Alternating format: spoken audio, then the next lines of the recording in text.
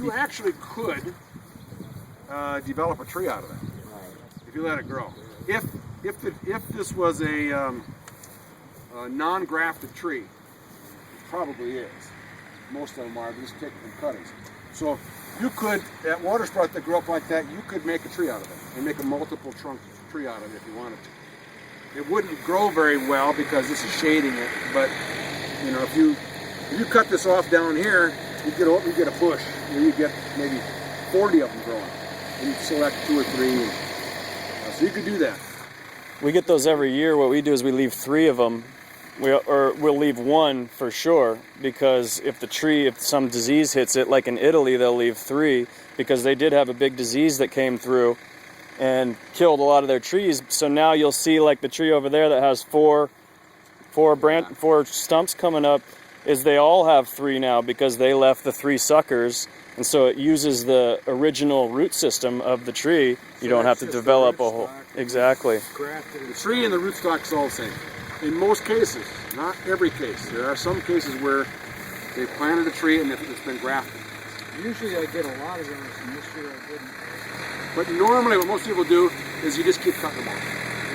The tree, you've got your tree established, and those are just in the way, so you come and cut them off. In fact, what people do is they use one of those, what's it called?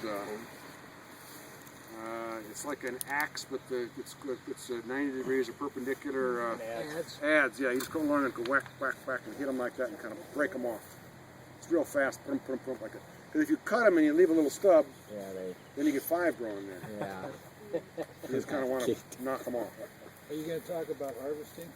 I will, but let's just make sure all the pruning questions are done first. I've got these trees that we're trying to turn into hedges, and they're planted close together. I've been taking out a lot of growth low, but it's really, really dense. You know what variety they are? I do not. I can show you.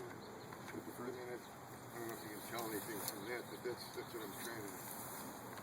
Okay, that's not bad. Actually, you can look at this. Not as bad as I thought it was going to be. You can look at this. It's got some trees that look like they're maybe 8, 10, 12 feet apart, something like that. 8, 10? Oh, not even. Not even. Yeah. Okay, so normal spacing on an olive tree would be about 20 feet apart. I mean, a good spacing to get a tree that's 12 feet tall. 20 might be a little more than you want, but I probably wouldn't, if I was planting trees and I wanted to have nice, medium density orchard, 18 by 18 would be about the closest I would go. Now, what some people are doing is they're going 9 by 18 or 10 by 20, and they'll create kind of a hedgerow. It fills the space earlier in half the amount of time, and then in about 15, 18, 20 years, they go in and remove every other tree. You end up with 18 by 18 or 20 by 20. So it fills the space a lot faster, it gets you into production a lot faster. A lot of people are doing it. And if you've got the wherewithal to do it, you can actually go in, dig out every other tree and sell them as an ornamental. In fact, you may make more money selling every other tree than you do selling the olive oil. That's for sure. Okay, so and I'm talking about spacing at first, because you will never be, if you've got trees that are 5 feet apart, you will never be able to make really nice trees out of that. You're going to have to go in and remove every other tree or 2 trees and leave 1, so you get, I would say at least 15 feet, but 18 would be even better. And then train those trees up to your open center and do it that way. You could do it gradually. You could kind of whack those way back and let your other ones grow, and then eventually come and cut them out completely. But the olive trees transplant quite well. Oh yeah. You dig them out. The root system goes straight down? No, it's very shallow. It's actually a very shallow root system. These buggers are unbelievable in their drought tolerance, and you go into the roots, and there's lots of roots. They don't seem to go very deep, or if there are some that go deep, most of them are on the surface. But they tolerate drought for lots of other reasons than just extensive root system. So that's what I would recommend you do with those trees. You can take out a pretty good sized tree. You can try to move it. Well, I would cut the trees back about half, thin out at least half of them, dig them out, transplant them, and make sure you keep them really moist the first year. A lot of people are scared because they know olive trees are susceptible to wet feet.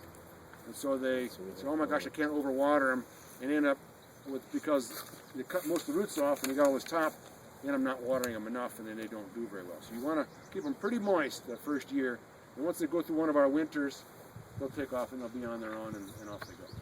Just have a well-drained hole, right? Yes, you don't want to plant them down there. Grapevine will tolerate that, but an olive tree that would kill it. Did you want to show the Well, any other questions small... about pruning first? I'll do that. I got one. Yeah. If you cut this at 5 foot or 4 foot, how long before it comes back to this size of a tree? Would probably take about 4 or 5 years. 4 or 5 years? Yeah. And it would look really ugly in between. And outcome of fruit during that 4 or 5 years? Well, you wouldn't get much. Yeah. You'd get a little bit. So it's like The 7 third year, years. you'd get a little bit more the fourth year, and by the fifth year, you'd have, you'd have it. But so you really have to look out. That's why people don't do it. Right. That's why they didn't have it. The one option we did throw around for something like a tree like that, which is ornamental, but we do want to use it for production, is take one of the trunks down and let the other ones, make that one grow back, then take another one down, so you don't do it all at once and it doesn't look quite as bad. Okay, there was another question over here about pruning. No? All right. Let's look at these.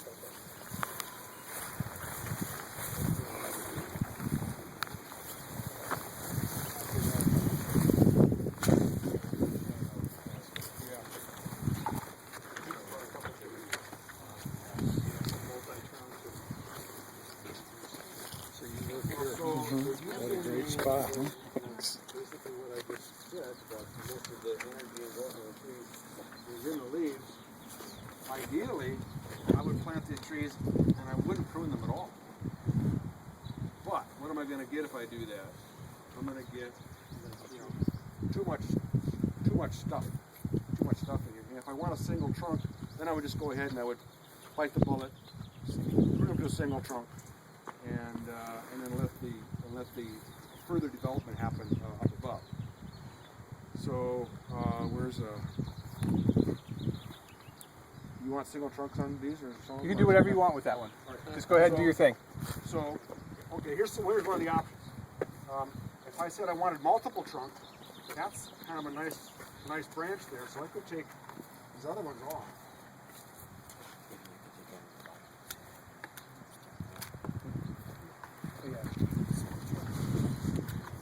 And just leave this one.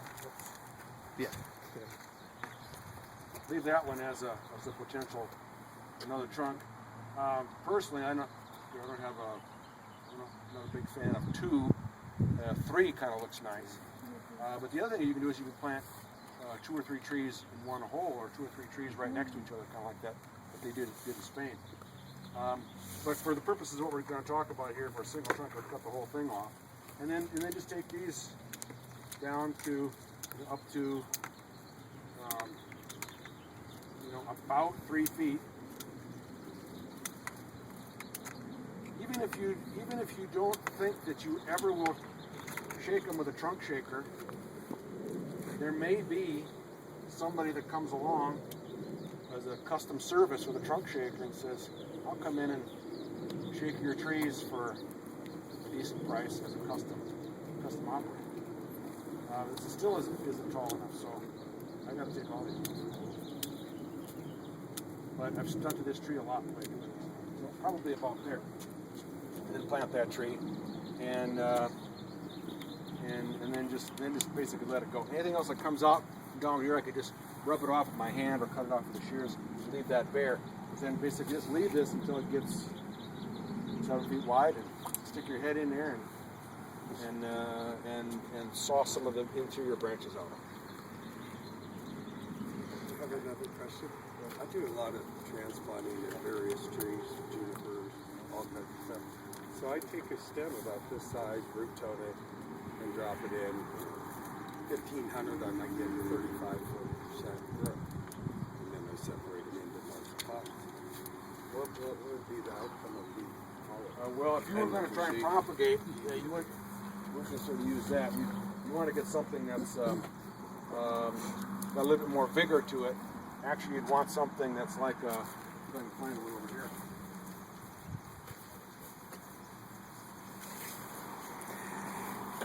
Vegetative propagation. It's better than seed, right? Because seed. It also seeded. I know. What you'd If like you to grow get from are, seed, they never are more vigorous mature. shoots and shoots that don't have any flowers. This time of year. None of the, well, look on here, and you can see. You can see these are all flowers coming up. On this little teeny stem, those are all flowers. So we tried to propagate that. The flowers would come out and would transpire a lot of water, and they would dry it out, and it wouldn't root. So if you're selecting branches for propagation, you would you do something like this. Take one like this, and basically just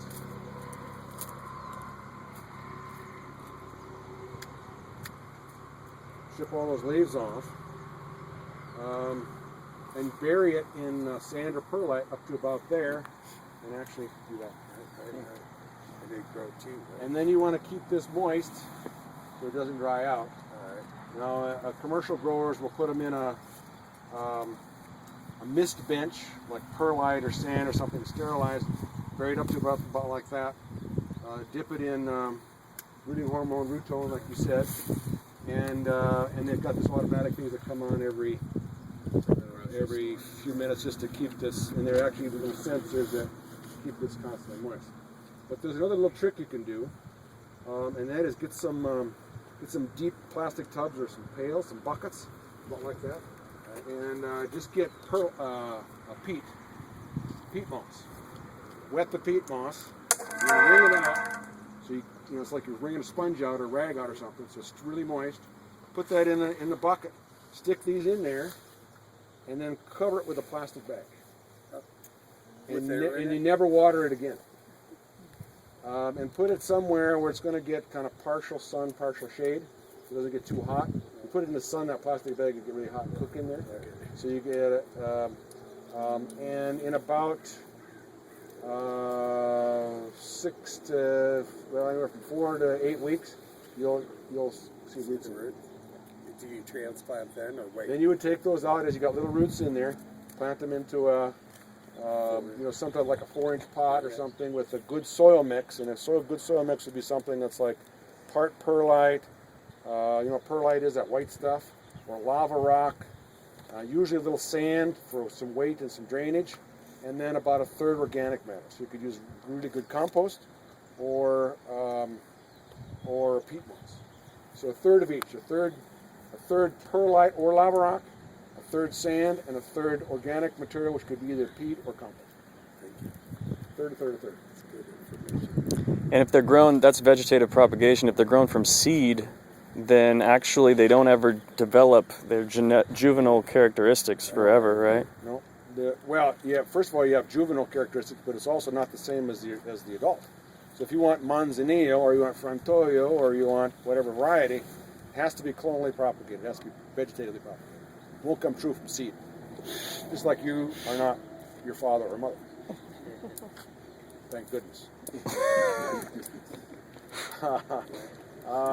Okay. Any other questions? Let's go into maybe some other things like irrigation and fertilizer and that kind of stuff. You guys want to know about that kind of stuff? Pardon? Fruit flies. Fruit flies. Okay, let's talk about fruit flies. Okay, so I will dispel some of the myths. All the fruit fly came into California about 10 years ago and moved 100 to 200 miles a year. And we first got it in Sonoma County. We noticed a little bit. The next year, we had some trees had 100% damage. So if you stop and think about that for a minute, it went from like almost nothing to 90% damage. So what good is sanitation do? I've had people go through in their trees and remove every olive and bury them and go, oh my God, how am I going to control this thing? Forget it. Spend your time doing something else.